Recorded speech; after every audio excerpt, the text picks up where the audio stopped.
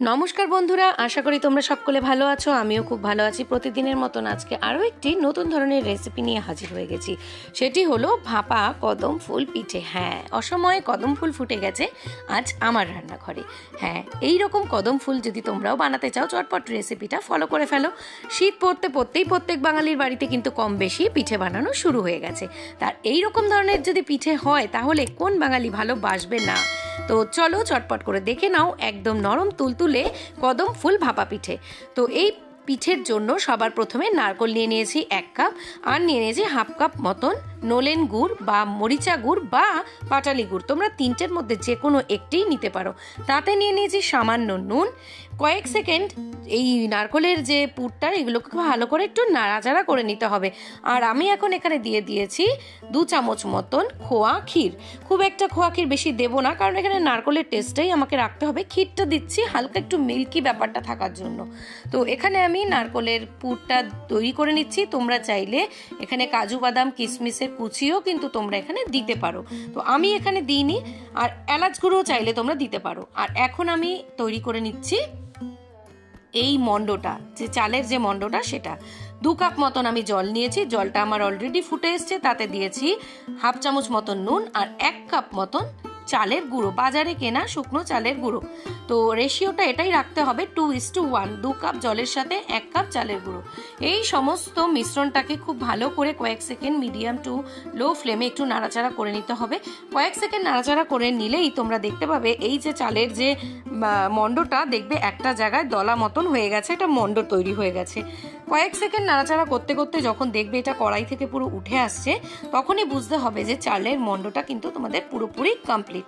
তো এই যে মন্ডটাকে আমি কয়েক সেকেন্ড একটা ঢাকা দিয়ে রেখে দেবো কিছুক্ষণের জন্য স্ট্যান্ডিং টাইমে। তারপর মন্ডটাকে নামিয়ে বেশ কিছুক্ষণ পর ঠান্ডা হয়ে যাওয়ার পর হাতটা একটু জল দিয়ে ভিজিয়ে মন্ডটাকে একটু মথে নেব। ততক্ষণ পর্যন্ত আমি নিয়ে নিয়েছি এখানে বেশ কিছুটা বাসমতি রাইস। এটাকে আমি আগে থেকেই ভিজিয়ে রেখে দিয়েছি, জল ঝরিয়ে রেখে দিয়েছি 1 থেকে 1.5 ঘন্টা মতন। আর এরপরে হচ্ছে যে মন্ডটা তৈরি করা হয়েছে, সেখান থেকে এখন ছোট ছোট করে গোলাকার লেচি কেটে নেব।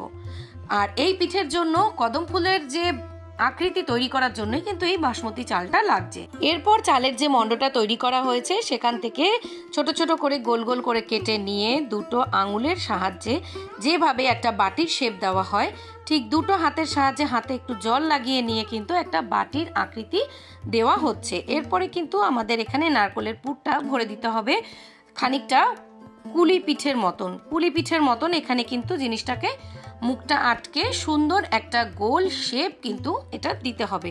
খুব ধৈর্য সহকারে খুব সুন্দরভাবেই এটা করতে হবে, যাতে কোনোভাবে এদিক ওদিক থেকে ফেটে না যায়। তো বেশ কিছুক্ষণ ভালো করে গোলাকার করে আকৃতি দিয়ে নিয়ে এই যে দেরাদুন বা বাসমতি চাল যে ভিজিয়ে রাখা হয়েছে, এই চালের ওপর কিন্তু এই বলটাকে কোট করে নিতে হবে। তো এইভাবে কিন্তু প্রত্যেকটা এই পিঠের যে বলগুলো সেগুলো কিন্তু তৈরি করে নিতে হবে। আর ভিডিওটি চলতে চলতে একটা কথা বলে রাখি, যারা আমার ভিডিওটা আজকে প্রথম দেখছো তাদের অসংখ্য ভালোবাসা, এবং তারা আমার চ্যানেলটিকে সাবস্ক্রাইব করে চ্যানেলটির পাশে থেকো আর পাশে থাকা বেল নোটিফিকেশনটাকে অন করে দিও। তাহলে আমি যখনই নতুন কোনো ভিডিও আপলোড করব তখনই চট করে তোমাদের কাছে পৌঁছে যাবে।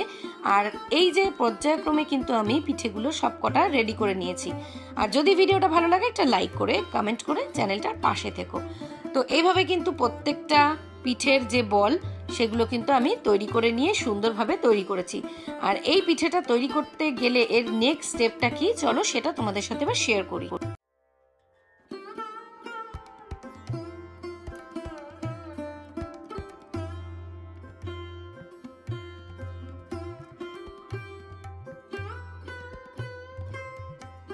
যেহেতু এটা ভাপা পিঠে, তো ভাপের জন্য বা স্টিমের জন্য তো নিশ্চয়ই কোনো একটা রাস্তা রাখতেই হবে, তাই না? তো তার জন্য আমরা এখানে একটা ছিদ্রযুক্ত পাত্র নিয়ে নিয়েছি। তাতে বেশ কিছুটা হাতে তেল লাগিয়ে পুরোটা কিন্তু গ্রিস করে নিয়েছি, যাতে কোনো অংশে যাতে সমস্ত জায়গায় যাতে তেলটা খুব ভালোভাবে লেগে থাকে।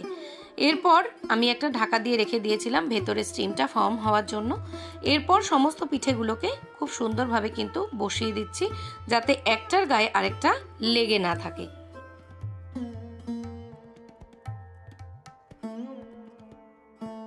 এই পিঠেটা তৈরি করতে কম করে 15 থেকে 20 মিনিটের মতন এটা স্টিমে রাখতে হবে। খুব একটা গায়ে গায়ে রাখবো না, কারণ বেশি স্টিমটা যদি ঠিকঠাক না পায় তাহলে কিন্তু পিঠেটা খুব একটা ভালো হবে না।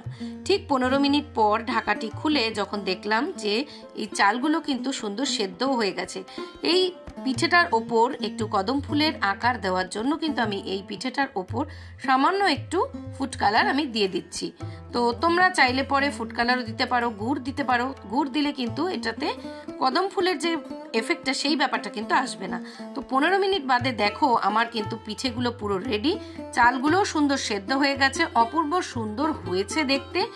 আর এত সুন্দর একটা পিঠে যদি তোমরা ইজিলি বানাতে চাও তো চটপট করে এই রেসিপিটা ফলো করো। তো কেমন লাগছে তোমাদের এই রেসিপিটা? আর ভীষণ নরম তুলতুলে হয় এই পিঠে। তো তোমাদের একটু জাস্ট ভেঙে দেখিয়ে দিই কতটা সুন্দর, কতটা নরম, আর ভেতরটা কতটা জুসি। গুড়, নারকোল সমস্ত কিছু ভেতরে মেল্ট হয়ে কিন্তু সুন্দরভাবে মিশে গেছে। তো চটপট করে বানিয়ে ফেলো, আর কেমন লাগলো অবশ্যই কমেন্টের মাধ্যমে জানিও। ততক্ষণ পর্যন্ত সকলে ভালো থাকো।